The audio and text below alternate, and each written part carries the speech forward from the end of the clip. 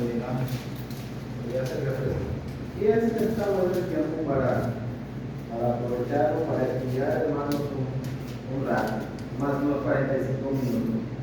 Y vamos a abrir nuestra Biblia, hermanos, ahí en el Evangelio según Juan, capítulo 14,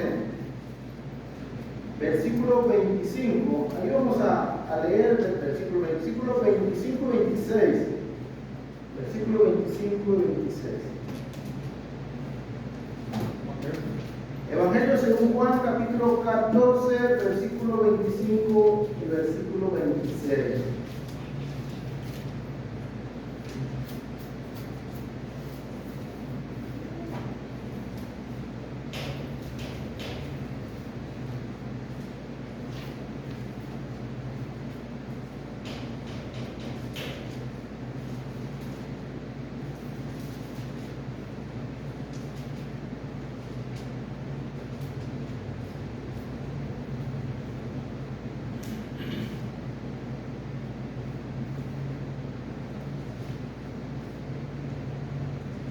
Vamos a leer, hermanos, dice la palabra de Dios. Os he dicho estas cosas estando con vosotros, mas el Consolador, el Espíritu Santo, a quien el Padre enviará en mi nombre, Él os enseñará todas las cosas y os recordará todo lo que yo os he dicho. El tema de hoy, hermanos, es las características del Espíritu Santo. Este es un tema doctrinal, totalmente doctrinal, hermanos, totalmente doctrinal. Han habido muchos errores doctrinales en cuanto a la personalidad, hermanos, del Espíritu Santo, en cuanto a la doctrina del Espíritu Santo. Y nosotros como cristianos tenemos que poder entender esta doctrina, tenemos que saber esta doctrina como iglesia, como hijos de Dios. Y en esos dos versículos, hermanos, encontramos a las tres personas de la divinidad, de la deidad, o en otras palabras, las tres personas de la Trinidad. Porque miren, versículo 25, os he dicho estas cosas estando con vosotros.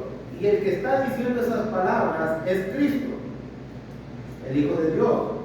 Y luego dice, mas el Consolador, el Espíritu Santo, tercera persona de la deidad, de la divinidad, a quien el Padre enviará en mi nombre, y ahí está el Padre, Hijo y Espíritu Santo en los otros versículos. La divinidad, la deidad, las tres personas divinas, las tres personas que son eternas, las tres personas que no tienen principio ni fin, las tres personas de la divinidad de la cual habla la Biblia, ¿no? Pero no vamos a hablar del Padre, no vamos a hablar del Hijo, quiero que hablemos del Espíritu Santo. Quiero que hablemos del Espíritu Santo. ¿Cómo poder entender, cómo poder conocer más acerca de esta doctrina del Espíritu Santo? Bueno, la única manera, hermanos, de poder entender más, de poder comprender más, es por el estudio de qué dice la Biblia acerca del Espíritu Santo. Que sea la misma Biblia la que nos informe acerca de esta doctrina.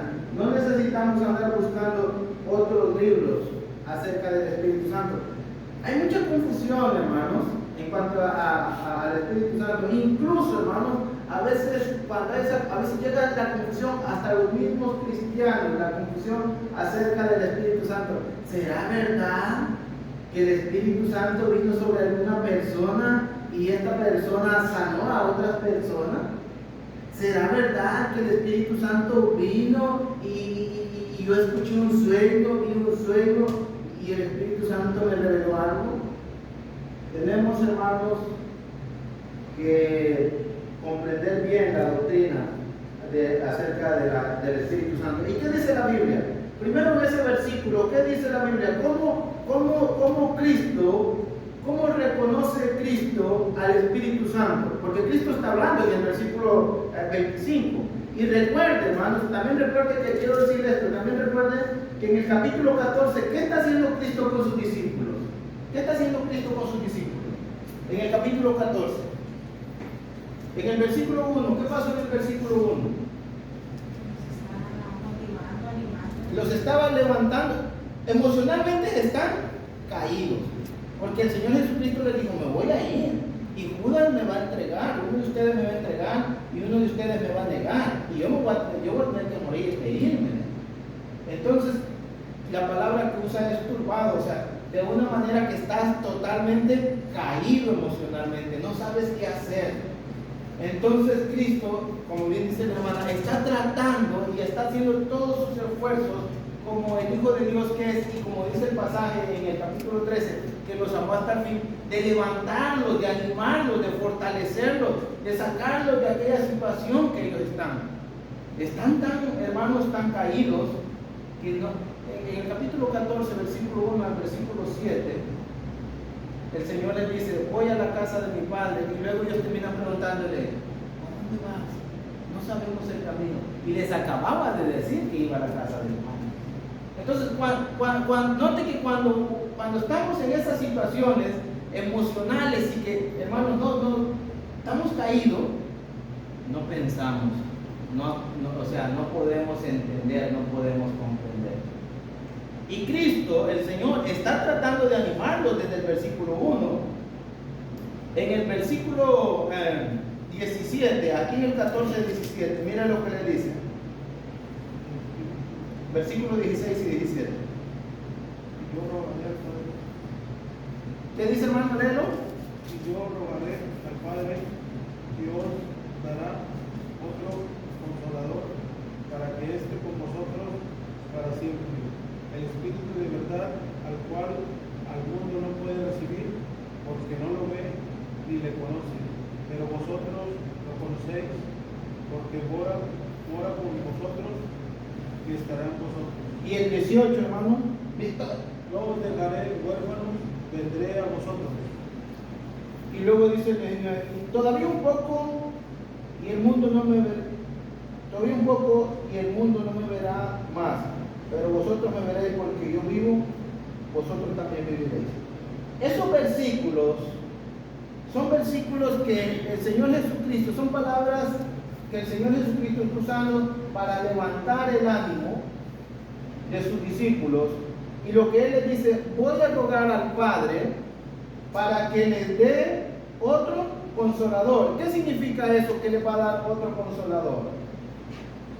En palabras de Cristo, como si Cristo les está diciendo, todo este tiempo yo he estado con ustedes, yo los he cuidado, yo los he protegido, yo los he consolado, yo he caminado con ustedes, yo los he guardado, yo los he cuidado, yo los he consolado. Me voy a ir al Padre, pero voy a rogar al Padre para que dé otro consolador. Y me gusta el versículo 18, porque dice el Señor, no lo voy a, no me voy a ir y lo voy a dejar abandonado, no lo voy a dejar huérfano, no os dejaré huérfano, vendré a vosotros. Son palabras profundas porque Cristo ya no va a volver físicamente. Físicamente ya no va a volver después de su resurrección. Él se va a ir al cielo. Pero ¿de qué manera Cristo va a venir a ellos? Va a venir en el Consolador. En otras palabras, Cristo le dice, el Consolador va a venir a ustedes, y dice el versículo 16, para que esté con vosotros para siempre. Nota, hermanos, que Cristo solo estuvo con los discípulos 3 años, más o menos aproximadamente. Y el Consolador, así lo reconoce Cristo, el Consolador al Espíritu Santo, para que esté con vosotros para. Y no es una promesa que les está haciendo.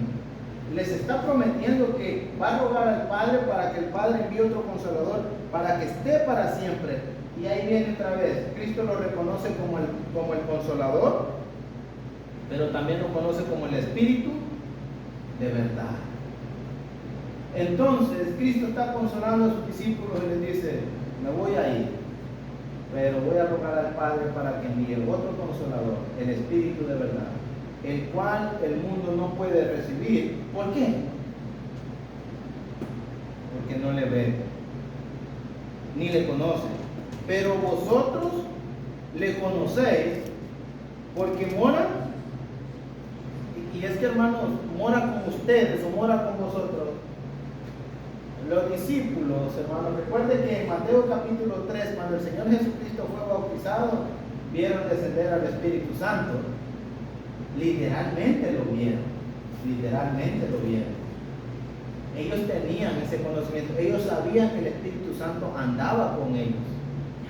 Aunque es cierto, el Espíritu Santo no vino como Cristo, el Señor Jesucristo le dice, pero vosotros le conocéis, o sea, ustedes saben del Espíritu Santo, porque mora con vosotros o está con ustedes, pero estará en vosotros. Y ahí está la promesa. Antes, hermanos, del Pentecostés, el Espíritu Santo venía sobre una persona, hacía su obra, y luego por un tiempo ya el Espíritu Santo no seguía obrando en esa persona. Y podemos encontrar muchos ejemplos en el Antiguo Testamento. En el caso, anduvo con los discípulos el Espíritu Santo, pero ahora ya no estaba entre ellos, sino que iba a estar dentro de ellos. Y esa es una de las promesas, hermanos, no solamente que el Consolador va a venir, sino que el Consolador va a venir a morar dentro de ellos para siempre. No los voy a dejar huérfanos, no los voy a dejar, no os dejaré huérfanos, vendré otra vez a vosotros. Bien, y el versículo que acabamos de leer, el capítulo 14, versículo 26.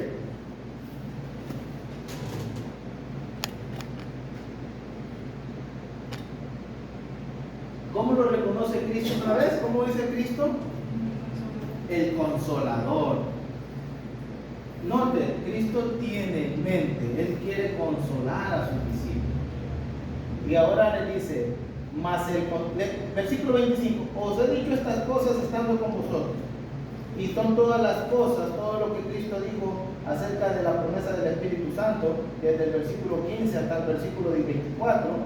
Os he dicho estas cosas estando con vosotros. Mas el Consolador, el Espíritu Santo, note cómo Cristo reconoce, cómo lo llama Cristo, el Consolador. Porque está usando esas palabras porque Cristo quiere consolar a sus discípulos y ese es el que va a venir para estar con ellos y consolarlos y caminar con ellos. Y en otras palabras, el Consolador quiere decir alguien que camina al lado de él. Iba a caminar con ellos, iba a viajar con ellos. El más el Consolador, el Espíritu Santo, a quien el Padre enviará en mi nombre. Ahí está, por eso el Señor Jesucristo dijo, no lo voy a dejar huérfano, vendré a ustedes. El Espíritu Santo iba a venir en nombre del Señor Jesucristo. Y Él dice, y Él os enseñará todas las cosas y recordará todo lo que yo os he dicho. ¿Qué va a hacer el Espíritu Santo con los apóstoles? ¿Qué va a hacer? Según ese texto, ¿qué va a hacer? Enseñar y recordar. Enseñar todas las cosas. Esto es, hermano, esto es.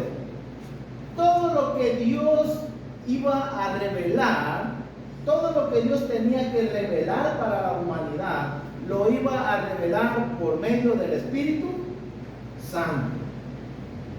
Por eso dice, a quien el Padre enviare en mi nombre, Él os enseñará todas las cosas. O sea, todo lo que Dios iba a revelar, todo lo que Dios quería que la humanidad supiera, lo iba a hacer por medio del Espíritu Santo. Él iba a revelar todas las cosas. No se le iba a quedar nada. No es que el Espíritu Santo se le olvidó algo y que lo va a revelar en este tiempo. No. Y luego dice, os enseñará todas las cosas y recordará todo lo que yo os he. No, va a hacer dos cosas. Va a enseñar toda la verdad, todo lo que Dios tenía que el mundo supiera, que la humanidad supiera, la iba a decir por medio del Espíritu Santo. Y el Espíritu Santo, porque Cristo dijo muchas verdades también, pero no las dijo todas. el Espíritu Santo les iba a recordar, hermanos, a los apóstoles todo lo que Cristo les había dicho. Por eso encontramos pasajes en las cartas de Pablo y encontramos pasajes nosotros, hermanos, que dicen, oye, ¿cómo supo de este pasaje? Bueno, el Espíritu Santo les recordaba todas las cosas que Cristo les había dicho, que les había enseñado, Él se las recordaba. Ojo, porque una vez que se escribió el libro de Apocalipsis, se acabaron las revelaciones. Ya Dios ya no va a revelar más, ahí está todo ya. Todo lo que el Espíritu Santo, Dios iba a revelar por medio del Espíritu Santo, está escrito aquí. Y saben, hermanos, cuando dice que el Espíritu Santo les iba a enseñar y les iba a recordar todo, bueno, ahorita en otro pasaje lo dice, es que el Espíritu Santo les iba a recordar todo lo que Cristo les había dicho y enseñado a ellos en esos 3 años. En esos 3 años. Capítulo 15. Note que desde el capítulo 14 está hablando del Espíritu Santo. Parece ser que el tema no se ha perdido todavía en el capítulo 16. ¿Qué dice el versículo 7? Pero yo os digo la verdad, os conviene que yo me vaya, porque si no me fuere, el Consolador no vendrá a vosotros, mas si me fuere, os lo enviaré. Os digo, ¿qué es? Os conviene. Os conviene que yo, Cristo está diciendo, conviene, le trae beneficios, es de beneficio para ustedes y para la humanidad también va a ser de beneficios que Cristo muera y que vaya al cielo. Por eso le dice, pero yo digo, la verdad os conviene, o sea, era de beneficio para ellos, les conviene que yo me vaya, pues si no me fuere, si Cristo no parte de este mundo, el Consolador, el que iba a estar permanente, no iba a poder venir, no vendría a vosotros, mas si me fuere, os lo enviaré. La venida del Espíritu Santo dependía de que Cristo se fuera. La venida del Espíritu Santo dependía de que Cristo fuera a la cruz, fuera sepultado y que resucitara al tercer día. Y eso va a traer grandes beneficios a los discípulos, pero también va a traer grandes beneficios a la humanidad. Y os conviene que yo me vaya, porque si no me fuere, el Consolador no vendría a vosotros, mas si me fuere, os lo enviaré. Y cuando Él venga, va a convencer al mundo de pecado, de justicia y de juicio. Note,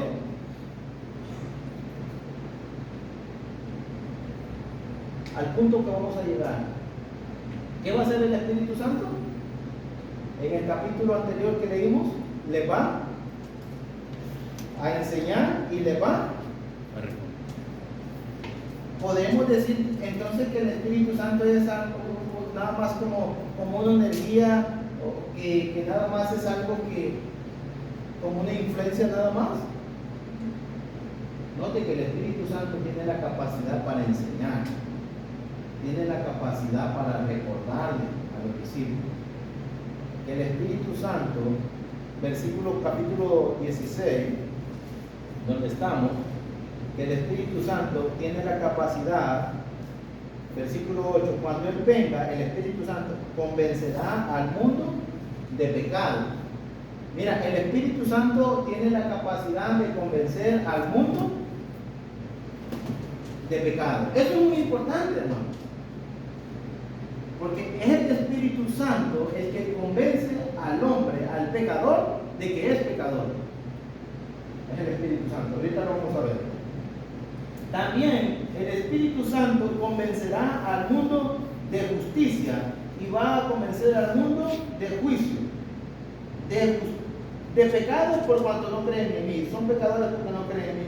De justicia por cuanto voy al Padre. De que va a convencer al mundo de que Dios es justo, porque antes de que Dios traiga un juicio, antes de que Dios traiga un juicio sobre la tierra, va a convencer al mundo de que Dios es justo porque envió a su Hijo a este mundo a pagar por el pecado.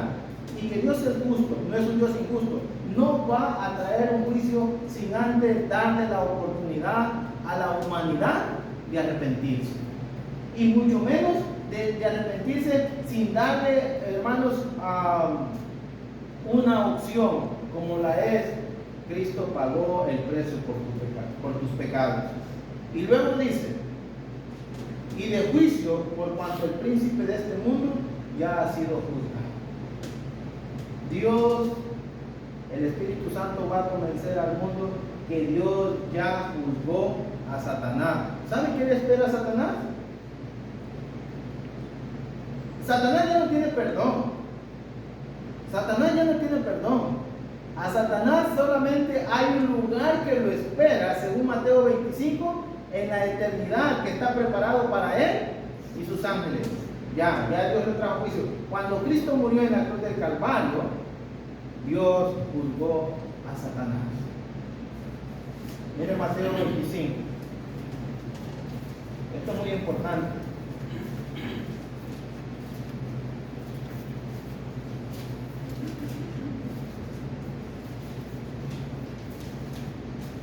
Versículo 41.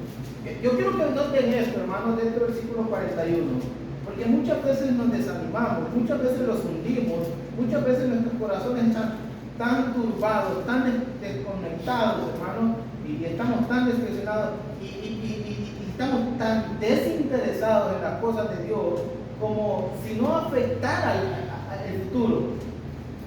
Nota, hermana Magallanes, ¿qué dice? Si lo alcanzas a leer, hermana. Mateo capítulo 25, versículo 41. Vamos a esperar a lo que lo encuentre.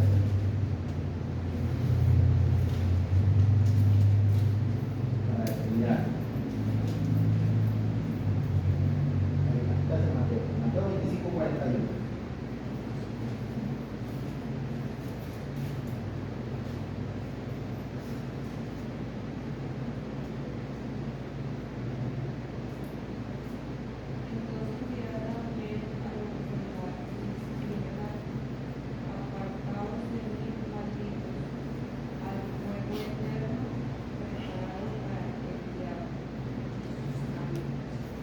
Note que Dios ya juzgó.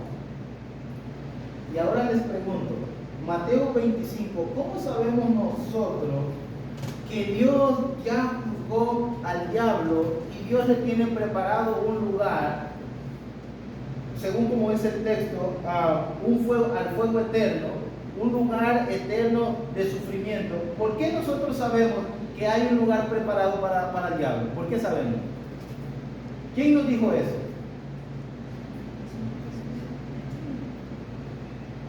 La Biblia, y en la Biblia lo que tenemos es la revelación y el Nuevo Testamento y toda la Biblia, pero específicamente el Nuevo Testamento tenemos la revelación que Dios hizo a sus discípulos por medio del Espíritu Santo. Entonces el Espíritu Santo le recordó en este caso a Mateo, le recordó a Mateo lo que Cristo había dicho. Si es cierto, hermana, en su original, en sus primeras palabras, que dijo las palabras, fue el Señor Jesucristo. Y el Espíritu Santo, después de muchos años, le recordó a Mateo, y Mateo escribió lo que Cristo había dicho. ¿Y qué fue lo que Cristo dijo? Bueno, que Dios, el día del juicio final, cuando aparte unos a la izquierda y otros a la derecha, le va a decir a los de la izquierda: apartados de mí, malditos. Así lo va a considerar Dios aquellos que no han servido en su reino, aquellos que no han trabajado en su reino. Apartados de mí, malditos, al fuego eterno preparado para el diablo y sus ángeles. Dios ya juzgó al diablo. Al diablo, el diablo sabe que él está totalmente perdido. No tiene esperanza, no tiene escapatoria. Ya Dios lo juzgó. Y el Espíritu Santo está convenciendo, o va a venir para convencer al mundo de juicio, de que Dios ya trajo juicio sobre el príncipe de este mundo. Así así dice Juan capítulo 16, versículo, y de juicio por cuanto el príncipe de este mundo ha sido ya no. El diablo ya fue juzgado. En la cruz del Calvario, Dios trajo juicio para el diablo, para Satanás, y a él ya solamente le espera el fuego eterno. Por eso tenemos que afirmar nuestra fe. Porque dejar a Cristo es irse con el diablo. E irnos con el diablo y dejar a Cristo, dejar la iglesia, dejar de ser cristiano, dejar de hacer la obra de Dios, ya solamente es ir detrás o irnos con el diablo al fuego eterno que Dios ha preparado para él y sus ángeles. Usted y yo podemos decidir si vamos a ese lugar o no. El Espíritu Santo iba a convencer a este mundo de juicio, de pecado y de justicia. En otras palabras, el Espíritu Santo venía a convencer a las personas que eran pecadoras, convencerlas de decirle: ustedes son pecadores y necesitan el perdón de Dios. Convencerlos de tal manera que las personas reconocieran que realmente eran pecadores y que necesitaban de Dios, que ellos voluntariamente vinieran al arrepentimiento, de convencer a las personas de que Dios es justo, de que los juicios de Dios son justos, y convencer a las personas de que Dios ya había traído juicio sobre el príncipe de este mundo. Colosenses 2 y el versículo 14. ¿Cómo lo puede hacer el Espíritu Santo? ¿Cómo lo va a hacer el Espíritu Santo? ¿Ok, hermanos? ¿Se entiende? ¿O nos regresamos? ¿Alguna duda todavía?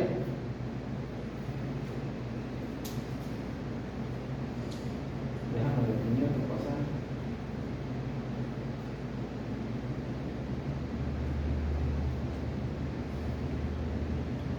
Ok.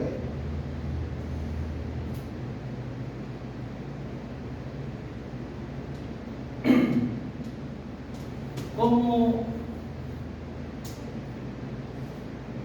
va a hacer Dios para que el Espíritu Santo venga a morar dentro de los discípulos, dentro de los apóstoles? ¿Y cómo va a ser Dios para que el Espíritu Santo venga a morar dentro de... Recuerden que viene a morar para siempre. Para siempre. Bueno, cuando vamos al libro de los Hechos,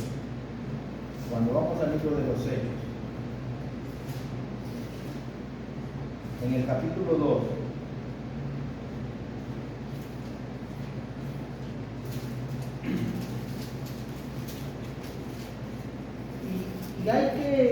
vamos a ver algo, hermanos, que el recibir el Espíritu Santo no es recibir poder, es una cosa diferente.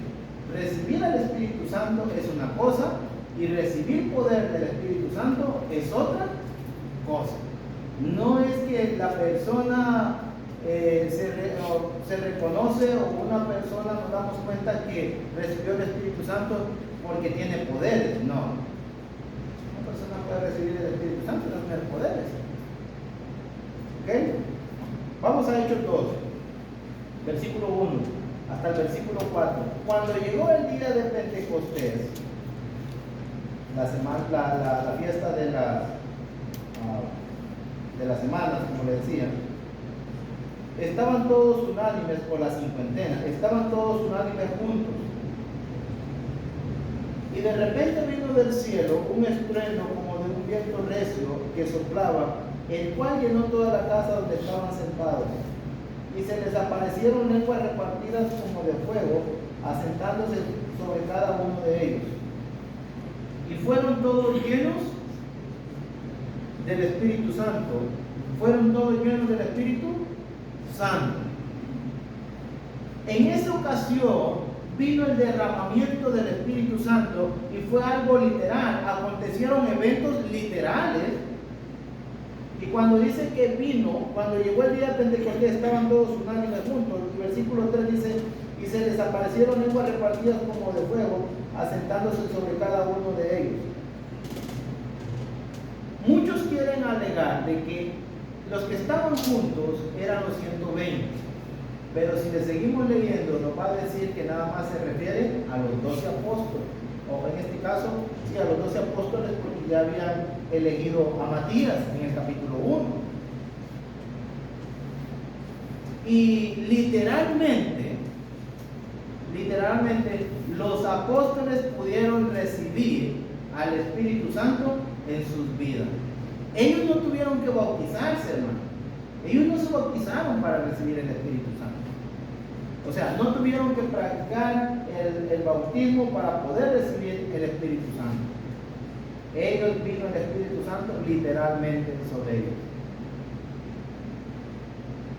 La muerte de Cristo, pregunto, la muerte de Cristo, la crucifixión de Cristo, ellos la saben, los apóstoles, ¿la saben por fe o la vieron literalmente? Ellos la vieron literalmente. Noten, usted y yo no vimos la muerte de Cristo literalmente. Usted y yo creemos en la muerte de Cristo por fe. Por eso diría el pasaje, ¿no? Bienaventurados los que creyeron y no vieron, ¿no? O no vieron y creyeron. Entonces, los apóstoles vieron la muerte de Cristo literalmente. Bueno, de esa misma manera, literalmente, ellos recibieron el Espíritu Santo. El Espíritu Santo vino sobre ellos y vino a morar dentro de ellos. Y luego dice el texto, el versículo 4, y fueron todos llenos del Espíritu Santo y comenzaron a hablar en otras lenguas. Y note lo que dice el texto, según el Espíritu les daba ¿qué? Entonces, primero el Espíritu Santo vino sobre ellos, fueron llenos del Espíritu Santo, y ya una vez que el Espíritu Santo está dentro de ellos, ¿qué sucede? El Espíritu Santo, cuando ya está dentro de ellos, les va a dar, dice, el poder o la capacidad de hablar en otras lenguas. Son dos cosas diferentes. Una cosa es recibir el Espíritu Santo y otra cosa es que reciban poder del Espíritu Santo para hablar en lenguas. Moraban entonces en Jerusalén judíos varones piadosos de todas las naciones debajo del cielo. Y hecho este estruendo, se escuchó como cuando hay un trueno, hermanos, como cuando hay un sonido fuerte. Y hecho este estruendo, se juntó la multitud y estaban todos confusos, porque cada uno les oía hablar en su propia lengua. Y estaban todos atónitos y maravillados, diciendo, mirad, ¿no son galileos todos estos que hablan? ¿Cómo pues les oímos hablar cada uno en nuestra lengua en la que hemos nacido? Pregunto hasta ahí, ¿entienden los que están escuchando lo que los apóstoles están diciendo? Sí. En su idioma, cada quien en su idioma, en su lengua. No están diciendo cosas que no se entienden. Los que hablan francés les estaban entendiendo el francés, los que hablaban chino estaban entendiendo chino, los que hablan árabe estaban entendiendo en árabe. Sigamos la lectura. ¿Cómo pues les oímos nosotros hablar cada uno en nuestra lengua en la que hemos nacido? Partos, medos, elamitas y los que habitamos en Mesopotamia, en Judea, en Capadocia, en el Ponto, en Asia, en Frigia, en Panfilia, en Egipto y en las regiones de África, más allá de Cirene, y romanos aquí residentes, tanto judíos como prosélitos, cretenses, árabes, les oímos hablar en nuestra lengua las maravillas. Lo que ellos estaban diciendo en otros idiomas se podía entender y no estaban hablando cosas fuera de, como si estuvieran locos, estaban hablando de las maravillas. Y hermano, por el contexto de Hechos 2, esas maravillas de Dios, de las cuales ellos están diciendo, les oímos hablar de las maravillas de Dios, estaban oyendo el Evangelio. Porque luego en el capítulo 2 Pedro va a hablar de eso, comenzando desde el versículo 14.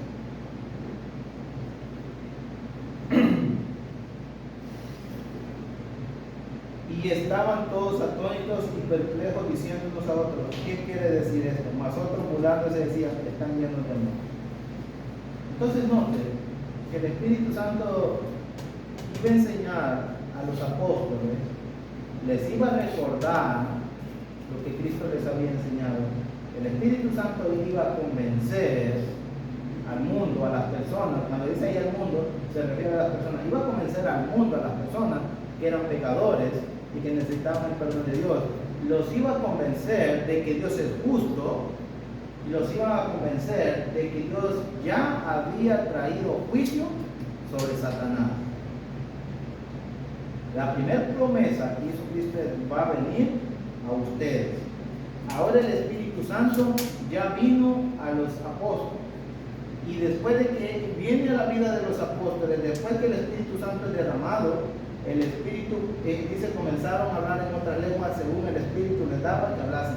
El Espíritu tenía la capacidad de darle a Rubén el poder para que él hablara otro idioma que nunca había estudiado. Así de fácil. Podían hablar otro idioma. ¿Dónde lo estudiaste? No sé. Era algo que el Espíritu Santo le daba a los apóstoles, conforme fuera la voluntad de él. A lo mejor no vamos a ver todas las características del Espíritu Santo. Es muy importante esto. Los apóstoles recibieron el Espíritu Santo literalmente, así como vieron la muerte de Cristo. ¿Cómo la van a recibir los primeros cristianos? ¿Cómo van a recibir el Espíritu Santo? ¿Cómo es que el Espíritu Santo va a venir a morar dentro de ellos? Según Hechos, ahí mismo en Hechos capítulo 2, ya fueron los apóstoles llenos del Espíritu Santo, ya el derramamiento del Espíritu Santo, lo que Dios había prometido en el libro de Joel, ya se llevó a cabo en los apóstoles, fueron los primeros en recibir el Espíritu Santo. Pero las otras personas, ¿cómo lo van a recibir? Vamos a ir mismo al capítulo 2.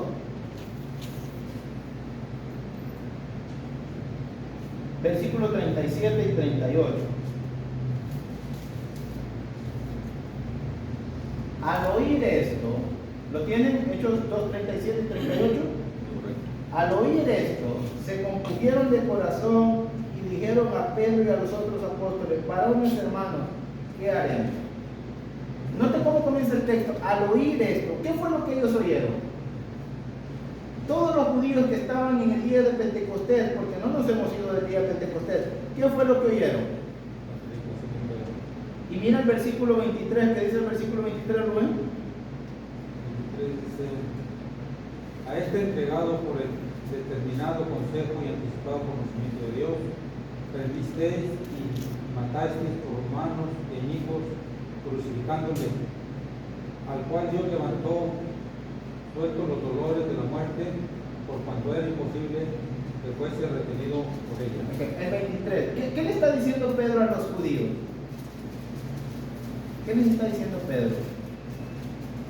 A este, entregado por el determinado consejo, a este se está refiriendo a Cristo, entregado por el determinado consejo y anticipado conocimiento de Dios. Dios ya sabía de que lo iban a entregar. No que Dios los haya obligados a ellos a que lo entregaran, sino Dios, conociendo cómo eran los judíos, Dios sabía que iban a entregar a su hijo.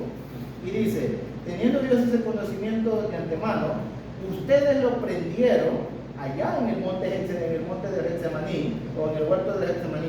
Ustedes lo prendieron y lo mataste. Pero mi pregunta es: ¿los judíos mataron a Cristo? ¿No fueron los romanos? ¿Sí o no? ¿Quiénes mataron a Cristo? ¿Los judíos o los romanos? A ver, Jorge.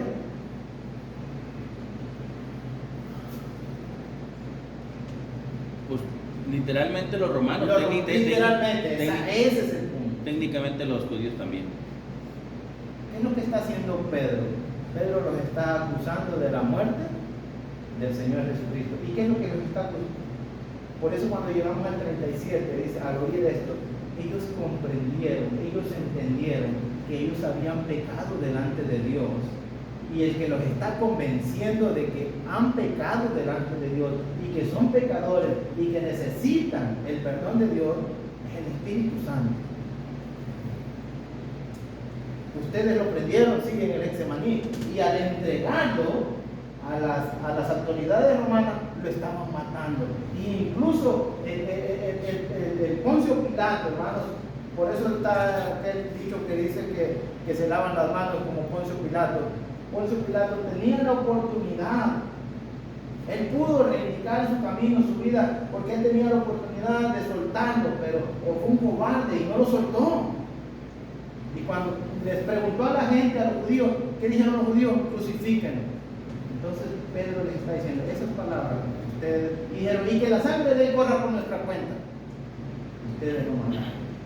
Ustedes son culpables de pecado. Y al oír esto, versículo 37, no vayamos del 37, y al oír esto, que ellos lo han entregado, y que ellos lo han crucificado, y que ellos lo han matado,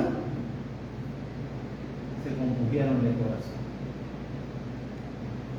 Les dolió, hermanos, en lo más profundo, el saber de que ellos habían entregado a aquel a quien habían estado esperando por tantos años. Saber que habían entregado al Mesías, saber que habían entregado al Hijo de Dios y que lo mataron cuando dijeron crucifíquenlo. Entonces, el Espíritu Santo está convenciendo, porque recuerde que el Espíritu Santo es el que le está revelando a Pedro toda esta verdad. Y al oír esto se compungieron de corazón y dijeron a Pedro y a los otros apóstoles, ahí está, que no eran los 120, sino eran los apóstoles a los que se estaban refiriendo. Varones hermanos, ¿qué haremos? Ya entendimos, hemos pecado contra Dios. Ya entendimos que hicimos lo malo. Ya entendimos que entregamos sangre inocente. ¿Qué haremos? ¿O qué podemos hacer? Ya no lo podemos revivir, ya no lo podemos bajar de la cruz. Es más, ya no lo podemos sacar de la sepultura. ¿Qué haremos? Y ahí está la respuesta de Pedro. Pedro le dijo, arrepentíos y bautícese cada uno de vosotros en el nombre de Jesucristo. ¿Con qué propósito? Para el perdón de los pecados. ¿Y qué más? Entonces, ¿en qué momento se recibe el Espíritu Santo para la era cristiana, en la iglesia de Cristo? En el momento del bautismo. No es que el Espíritu Santo viene con poder y que te habla, no. ¿Y lo podemos ver? ¿Lo vemos? No lo vemos, hermano. Así como no hemos visto la muerte de Cristo, pero la creemos por fe, así también la recepción del Espíritu Santo en la vida del cristiano se cree por fe. Al momento de que uno es bautizado. En ese momento, la persona recibe la promesa que Dios había hecho allá en el libro del profeta Joel. En ese momento. No hay otro momento. No hay otro momento. Les pregunto, ¿quién de ustedes vio cuando le perdonaron sus pecados? ¿Quién lo vio? ¿Lo pudieron ver? ¿Lo pudieron sentir? ¿Pero creen que fueron perdonados sus pecados? Hermanos, porque es un acto de fe. Uno cree que ha sido perdonado de sus pecados porque sabe que ha hecho las cosas de acuerdo a lo que Dios ha mandado a través de su palabra. De esa misma manera, uno cree que recibe el Espíritu Santo y que la presencia de Dios viene a morar dentro de uno porque ha hecho lo que la palabra de Dios manda, las instrucciones que Dios da. En este caso, dice Pedro, arrepiéntanse y bautícense. Nos arrepentimos y nos bautizamos, confesamos nuestra fe, creemos en el Evangelio, y eso nos lleva entonces a recibir al Espíritu Santo en nuestra vida. El Espíritu Santo mora en cada uno de nosotros. Lo vimos el domingo, ¿no? Antepasado, que el cuerpo de cada cristiano es el templo del Espíritu Santo. convence, enseña, recuerda a los apóstoles, y vamos a aprender más porque hay más características del Espíritu Santo, hermano, como que puede hablar, como que puede sentir, como que también no se puede engañar al Espíritu Santo. Tratar de engañar al Espíritu Santo puede traer grandes consecuencias espirituales y físicas en una persona, muy graves. Entonces, usted y yo hemos recibido el Espíritu Santo en el momento que nos bautizamos. El Espíritu Santo mora en el corazón de cada cristiano que es fiel a Dios. Que es fiel a Dios. Él nos acompaña, Él va con nosotros, Él está con nosotros. Entonces la presencia de Dios nos acompaña a donde sea que vayamos. Vamos a ver otra semana cuál era el propósito de Dios, porque la Biblia nos va a decir en que el Espíritu Santo diera poder a los apóstoles y a otras personas, a otros que fueron cristianos. ¿Cuál fue el propósito de Dios para que el Espíritu Santo diera ese poder? Y que nosotros en la actualidad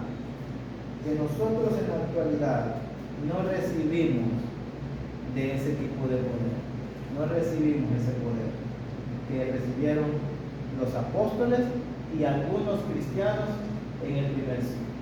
Amén. Entonces, pero de principio podemos decir que el Espíritu Santo tiene la capacidad para enseñar, tiene la capacidad para recordar, tiene la capacidad, hermanos, para convencer de pecado, de juicio y de justicia. Él nos puede convencer. El Espíritu Santo tiene la capacidad de convencernos a nosotros. Lo vamos en este mismo pasaje lo podemos ver. ¿Cómo le hace para convencer? ¿Cómo le hace para convencer? ¿Cómo hizo el Espíritu Santo para convencer a estos 3,000? Como 3,000 dice que se bautizaron. ¿Cómo los hizo para convencerlos de que eran pecadores? De que necesitaban el perdón. ¿Cómo hizo? ¿Cómo dice el versículo 37? ¿Cómo comienza el versículo 37?